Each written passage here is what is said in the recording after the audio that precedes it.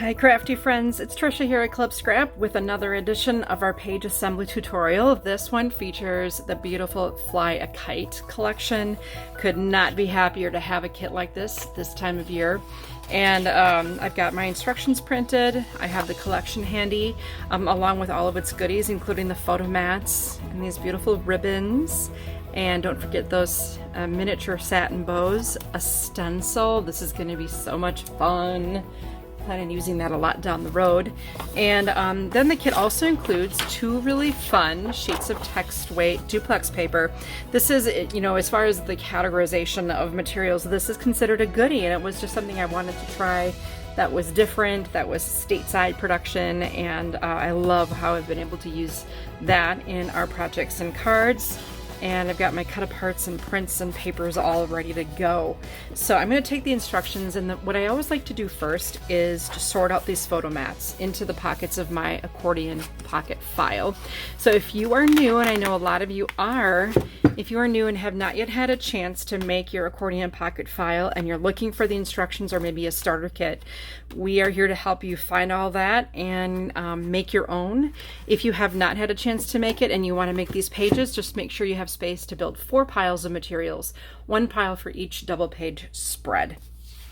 Okay, so with my instructions, let's find out where these pre-cut photo mats are going to live.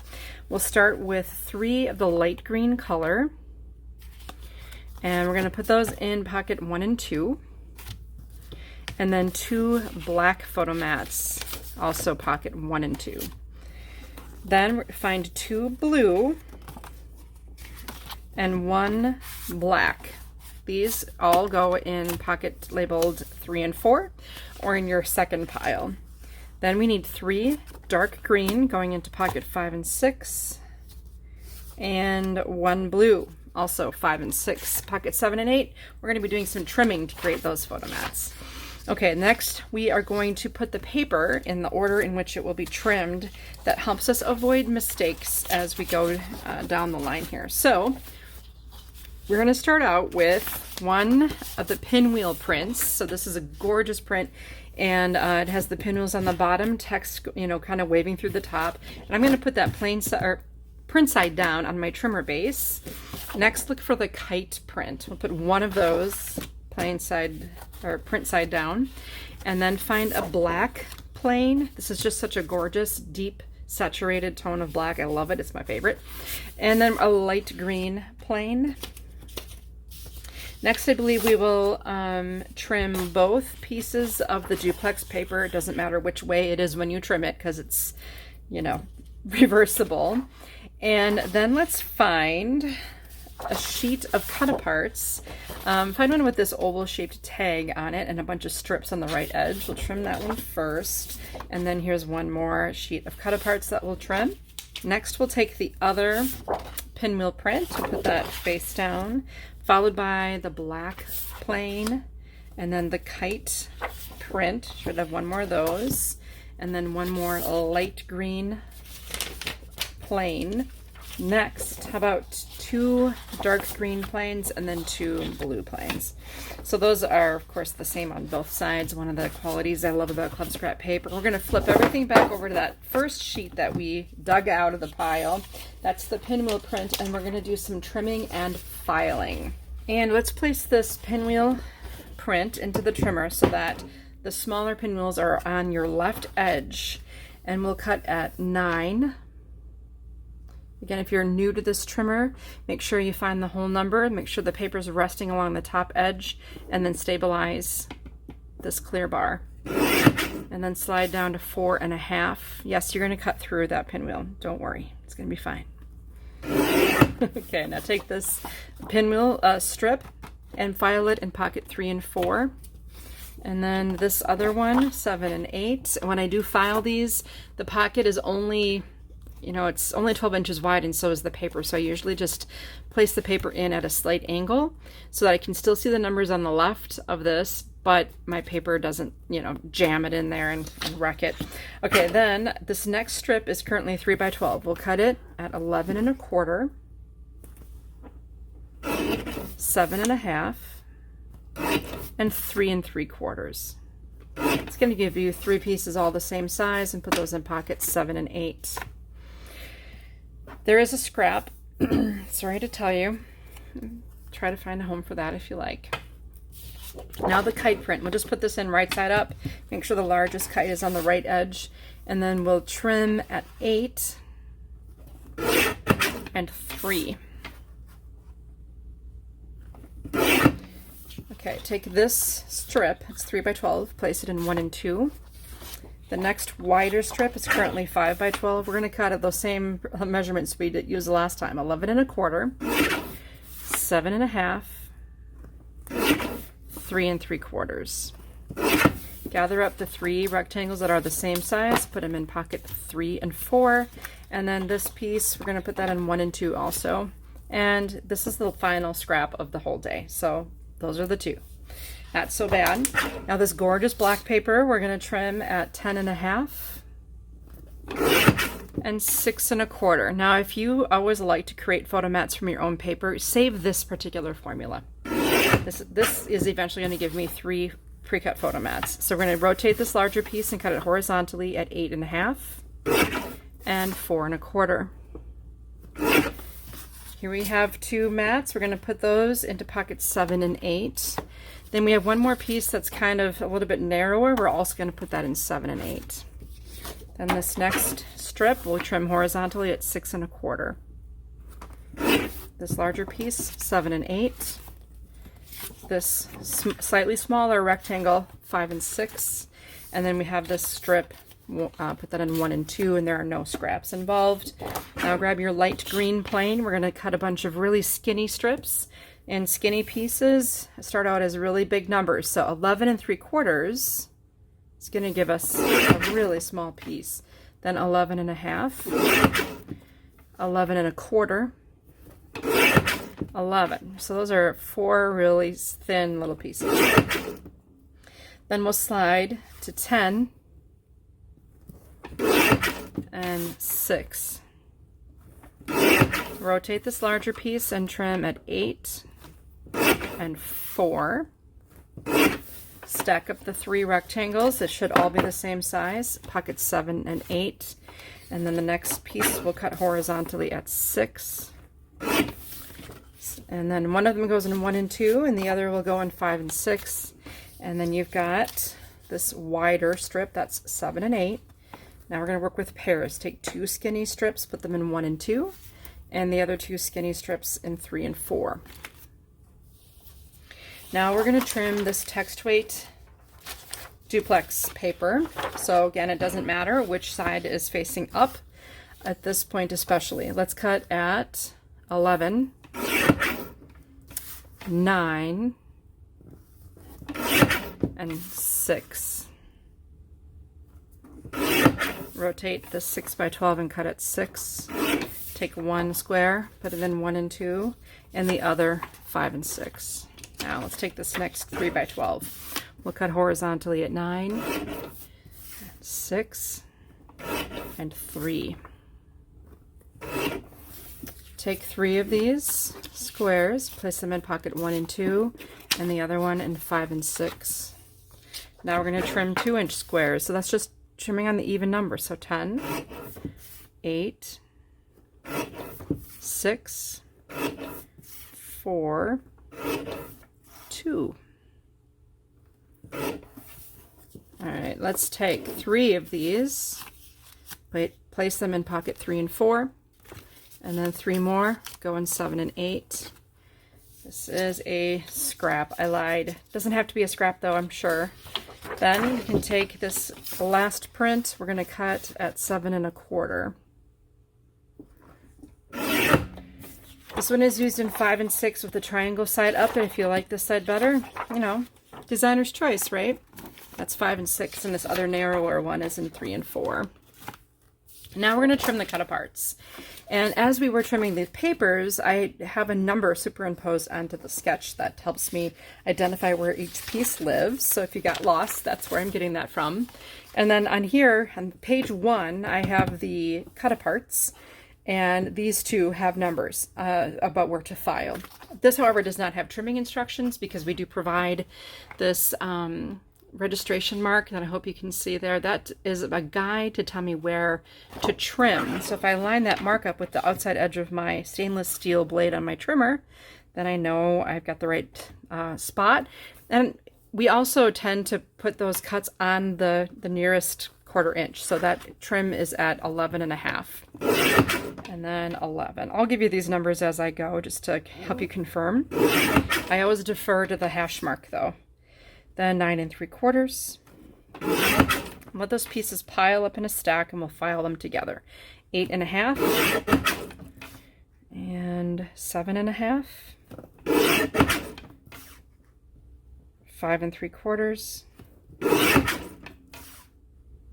and 3 1/4. Rotate, and we'll cut this at 6. Now this piece here, we're going to put that in 7 and 8, and this oval shape in 3 and 4. Pick up the next strip in the stack, and I'm going to place it in my trimmer with this journaling box on the right. We'll cut at 10, 7.5, 5, and 2.5. Okay, let's pick those up and we'll file them together. The kite here goes in 5 and 6, and then this round one, 7 and 8. This square journaling prompt, 3 and 4. The pinwheel, 7 and 8. And this other rectangular journaling prompt, 1 and 2. I try to include 4 journaling prompts, 1 for each double page spread, just to make sure you get that job done. I forgot to file these other guys. We have this blue quote here, 3 and 4. I will follow you to the ends of the world. That's going to be 5 and 6. Let me play among the stars, 7 and 8. Fly me to the moon, 1 and 2.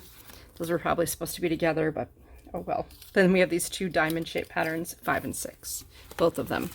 Okay, the next sheet, we will place it in with this narrow strip on the right, and we're going to cut that at about 11 1/4. And slide to 8. And 4. We'll rotate and trim at 6. This piece with the frame goes in 3 and 4. This collage goes in 1 and 2. And then make sure you place this next piece into the trimmer with the sky's the limit on the right. You always want to take off your little pieces first. That's 11 inches. And then 5.5. All right, this box kite goes in 5 and 6. And then the traditional kite, 3 and 4. And sky's the limit, 7 and 8. Make sure paradise is on the right. Cut at 11. And 8 1/4. 5.5. And 2 3/4. Okay, this guy goes in 5 and 6. And then we have like a tag-shaped journaling prompt, 5 and 6. We have these random kites that we can cut out and use. I'm going to set them aside. Then a tag shape again, 7 and 8. And you have, this place is paradise, that's 1 and 2. And this strip is used on layouts 7 and 8. Okay, the joy of this process is that now we are done trimming. We can set this aside and we can just start assembling our layout. The next step in this method is what I call the stack and slide. So I have helped you order your papers so that they are stacked in the order they're going to be used, with the primary goal of ending with layout number 1, dry fit and on the top. So this next sheet in front of you on your stack is actually the base for layout number 8. So I'm going to have one pile of paper in front of me. I'm going to put it just to the left of my center. And I'm going to slide only the top sheet over. Again, this is layout 8. I'm going to slide that over. So now in front of me, I have the base for layout 7 and 8. When you do distribute all the pieces that go on these pages from your pocket, then what you'll do is slide and slide, and now you have the base for 5 and 6. and so on, so that when we end, we are at layout number 1 and everything is where it's meant to be. Also, it's easier to fix if you misfile something. It's easier to find things when you already know what's missing, rather than looking ahead, you're looking back. So I'm going to empty the contents of pockets 7 and 8 and get that all sorted. At this point, I would advise you to turn to the last page of your instructions. Look at the bottom image on that page. You'll see the header that says layouts 7 and 8. So again, we're working from the back to the front. Sometimes that can get a little confusing, but once you do it a few times, it completely makes sense, I hope. Okay, so to just kind of get things going, I will take this portion of the pinwheel print and place it here. And probably a good gauge of placement's going to come in when we place these rectangles in the lower left corner of this layout. We'll start from the bottom and build up. You can use your grid ruler to center and level those 3 pieces. That's always a great place to start. Then we'll take this lime green strip. It's light green, I guess is the official name, and then nest it with this border. And then we'll have this right up next to that. Above it, we'll put Let Me Play Among the Stars. So I always think of Frank Sinatra when I hear that, see that. Now we'll take a 4 1/4 by 6 1/4 black mat that we trimmed and nest it with a 4 by 6 light green. And then we have a horizontal journaling prompt. I did clip the corners to match the others, and that you can do that with a scissors or with a craft knife and cutting mat, whatever you feel most comfortable with. And then I used the Sky's the Limit right in this spot here. Then I did trim the circle from the cut apart. Super cute embellishment for this upper right corner. And then the pinwheel went down over here with an actual pinwheel placed on top. So those pinwheels are made from the 2 by 2 inch squares. I'll quickly show you how to do that in a minute. Then on the right side, there should be a narrower piece of black paper. And notice how this fits right in there. That is totally by plan, by design. Knowing I, would probably trim at least 1 sheet into photomats. That is a wonderful way to use the leftover pieces. And then 2 vertical black mats, nesting with 2 vertical light green mats. And then another pinwheel is placed over here. You will also see some stenciling on this finished layout. So what I did is took this really cool stencil, and before you stick anything down on this, I would start out with stenciling this onto the black sheet. And the stencil is designed to repeat. So if I were to just want to run a border across this entire thing, I could, in the case here, is I took one of my ink applicator brushes and my white pigment ink pad. You load the brush with the white pigment ink, and then working in a circular motion, apply the ink to those openings. Then you can slide this down and realign the edge of these with this edge. It should line up, and then you can go ahead and ink that and just go on down the line to finish that. If you would prefer, you could practice, but what's cool about this as well is that you can use both sides of the paper if something doesn't go exactly as you planned. That makes the stencil application pretty worry-free, right? Okay, so some finishing touches here. We've got to learn how to make the simple pinwheel. I did show this in our beautiful confetti collection, how to make a pinwheel, but we'll review that again in case you're new around here. Here's the 2 inch square. I've got a scissors, and I'm going to start at one of the corners and just cut almost to the center, like 3/4 of the way, at least halfway. And you don't have to be real exact about this, which is one of the things I love. Okay, the next thing you're going to do is take one of the corners and bring it to the center. It doesn't matter which corner. And then repeat that with the remaining 4 corners. You don't do all of those corners, just take every other one, bringing it to the center. You can crease at the center if you want. And I've got a pinwheel formed. To hold everything in place, you could use glue, or if you happen to have a stash of miniature brads, those work really well. So if I just pierce a hole through the center, and I'll grab a mini brad. I have a plentiful amount of these. Most crafters do. And just thread that brad through the hole, and then spread the prongs around to the back. And you get to see both sides of the paper with that pinwheel, and I keep my, my piercing tool in a cork.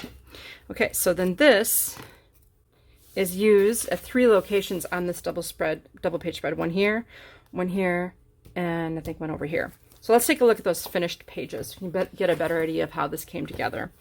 This was really simple. Here's the finished pinwheel. Here I used a white brad, doesn't matter, your choice. Oh, there's another one here. Look at that, so sweet. Fits right on top of that existing pinwheel, adding dimension all along.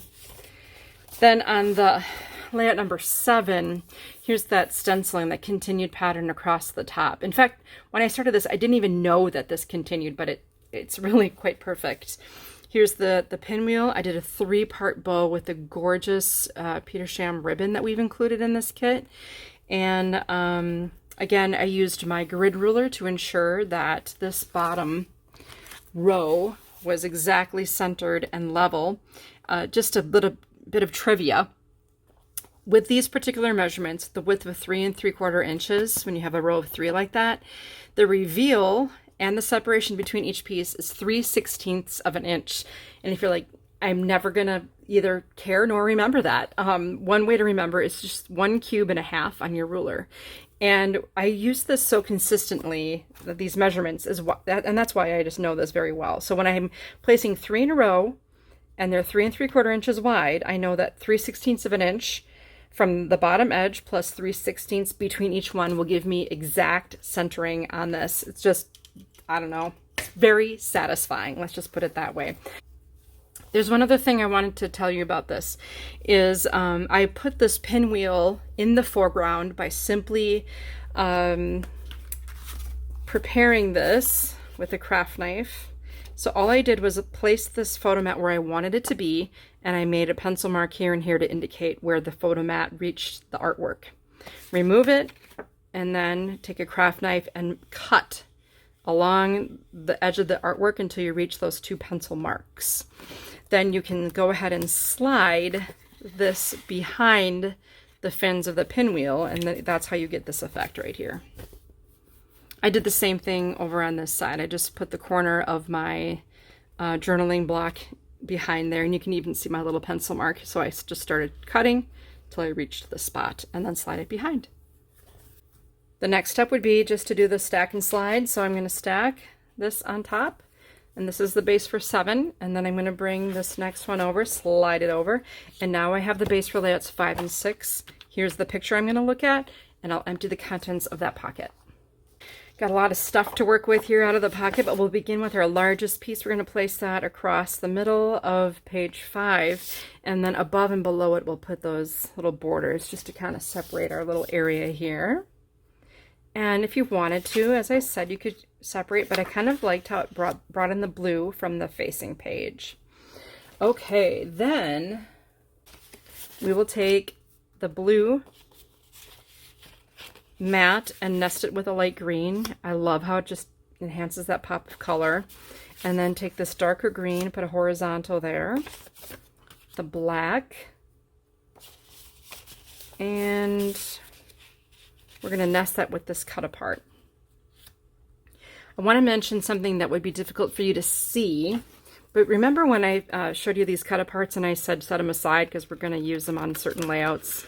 So this is a nice easy cut with my scissors along the outer edge of the kite here. And I notice it's the exact same size as this one. So all I did was place the kite on top of this one with a pop dot to add a little dimension. And I know it's really hard to see on the page instructions, but there's just a little advantage sometimes to watching the video. Okay, then we've got 2 vertical dark green mats, and I know if you've been around a while you've heard this, but since there are so many new people, I just want to make sure I share this. When you do add photos to a layout at an angle like this, be really aware of what they call a tangent, which is something that designers like to avoid. So for example, if the corner of this photo mat touches the corner or the edge of the layout, that's something that you would want to avoid. Or having these, like these 2 corners touching each other directly, that point right there is called a tangent, and we do try to avoid them. And when you place photos at an angle, it's often very difficult to not create a tangent. So to fix that, all you need to do is just tilt and then raise one, lower one. Then you overlap slightly. So again, tilt, raise one, lower one, overlap slightly. And you have tangent free, and you just check your corners to make sure you're not touching any of the other lines in the piece. Across the top here, I will follow you to the ends of the world. Oh, this fly goes down over here. Today or never, that's my motto. I think I pop dotted that. And then a journaling prompt. We have what we need to make 2 kites here, a large one and a smaller one. This is a 6x6 and a 3x3. So let's walk you through the making of an origami kite. I'll place my cutting mat here just so you can get a better idea. Now when you start, you just want to check your grain direction. So bend the paper and feel how much it resists you. Rotate and then see if the resistance is different. Now I feel a lot more resistance when I make this fold versus this one. This is an easy fold. So I'll just make sure I fold in half, cooperating with the grain. Make a nice crease and take one of the corners and bring it down to the crease that you made. Triangle here. Then flip and bring the other corner down to the fold. Reverse the center fold now and bring this corner to the edge. Flip and bring this other corner to the folded edge. So always kind of just check your point to make sure you make a point each time. Don't want to make a kite without a point. Then you open it up at the center. And when you look at this, you want to make sure you have this situated so that you have these 2 little peaks. So if it's not like that, flip it over. And bring this outside corner to the center fold. And the other outside corner to the center fold. And then you can tuck that flap inside. And there's your large kite. Then you repeat the same thing for this one. And if you always just check your grain. And then if you want, you can start out with a different piece facing out versus in, however you want to do it. It doesn't matter. I mean, you'll have a visible of both patterns on the duplex paper, which is so cool about this origami process. Another thing that we've included with this collection is some twine. This is like a really just subtle gray-white blend. And once you kind of figure out the map for placement, you can add these adorable white mini bows to your kite. I mean, that is just could not be cuter, right? Oh my gosh, this makes me so happy. And I sounded very Midwestern when I just said that. Well, deal with that, right? Okay, so this gets your large and small kite. I also made a bow from this beautiful satin ribbon. To make my bows, I usually just make 2 ears, crisscross. Bring the front loop through the hole around from the back and pull, and then you shape. You know, once you get your original thing made, you just have to sort of work with it, pulling the loops until you get a size that you like. And then I like to keep scissors exclusively for fabric, and I fold the ribbon in half and make an angled cut toward the knot to give me that nice swallow's tail. Let's take a second and peek at the finished pages. And you know, this is very basic, just simple adhering and nesting. Notice that my lines kind of are level here at the bottom and then level through the center here, creating a nice pattern. And when I attached the small kite, I added the twine to the back of the kite and then tied some additional bows onto the twine. And that's a good point of adhesion. So I could take my bookbinding glue and just put a dab behind the knot to hold this exactly in place. And that was very effective. Now on the other page, the facing page for this, here's my large kite. And I also added some stenciling. This is done with our Lagoon ink, which I believe is sold out right now. It's been very popular because it matches a couple of more recent kits, like turquoise as well. But you can use any color you like. This is just kind of a nice tone value here for this. And here's my kite attached along with my little white mini satin bows. Just a dab of bookbinding glue holds all that into place. And I just intentionally sort of created this flowy shape for the twine there. So now let's slide this on over and we'll start our next pair of pages. I've turned to page 4 of my instructions. Here's layouts 3 and 4. That's what we're looking at. And I think I can probably start by placing this along the right edge. Again, designer's choice. You could also flip it over and feature the kites on this if you'd like. totally up to you. The other larger piece would be the pinwheels. And with the trimming that I did, this was at the bottom of the page to add variety to my look. I could put this at the top. It's kind of cool how that works. Now let's separate these zones of color with just another contrasting color. So that's going to be your light green 1/4 inch strip. Then how about 2 blue vertical photos in this space? Blue, Tricia. Okay, and then we have a row of 3 prints here, and you can arrange those to be, you know, like if you want it to look like it's going to be covered with photos anyway, so it really doesn't matter. Then we're going to add this vertical strip, and everything should fit. And what's the reveal?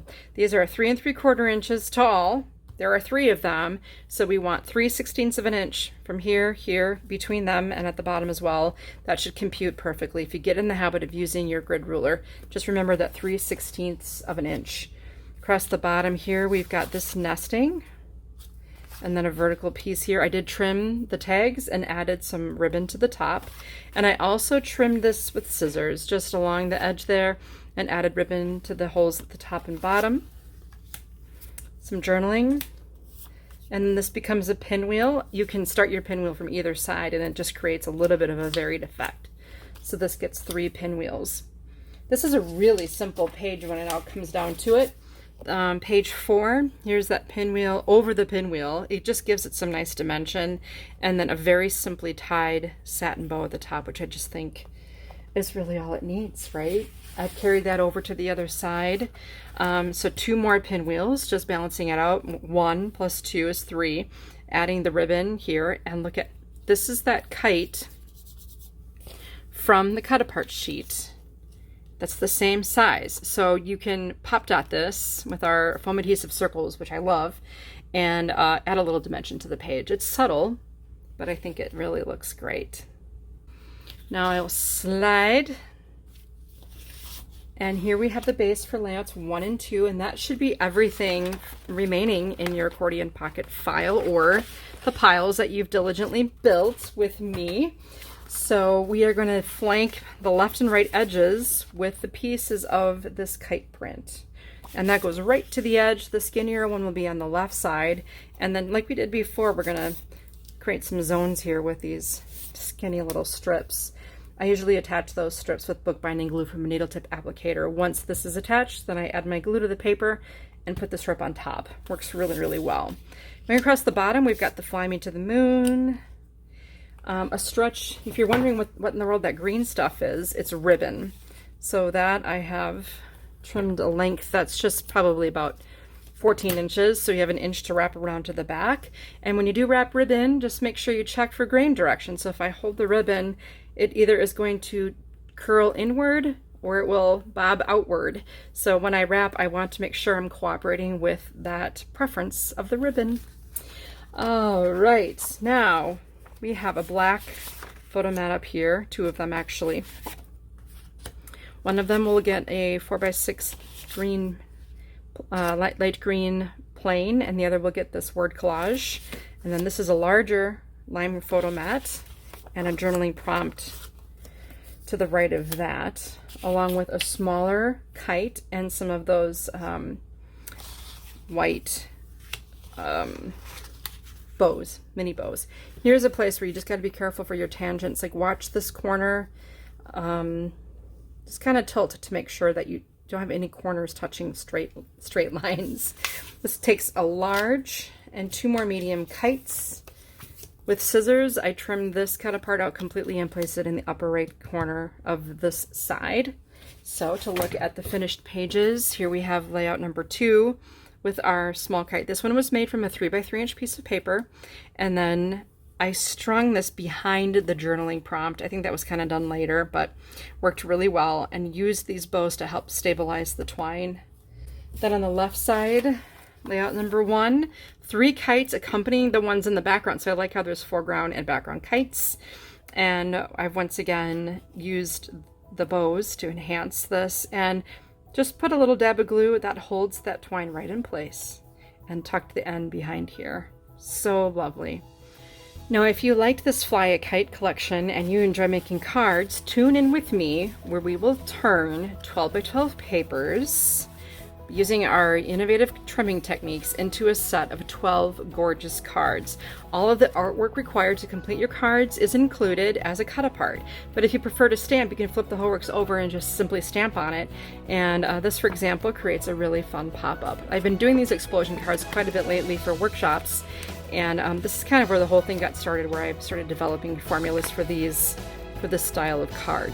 At any rate, these are going to be a lot of fun, so make sure you pick up that Fly a Kite card kit while supplies last, and I'll see you over there in class. Have a good one.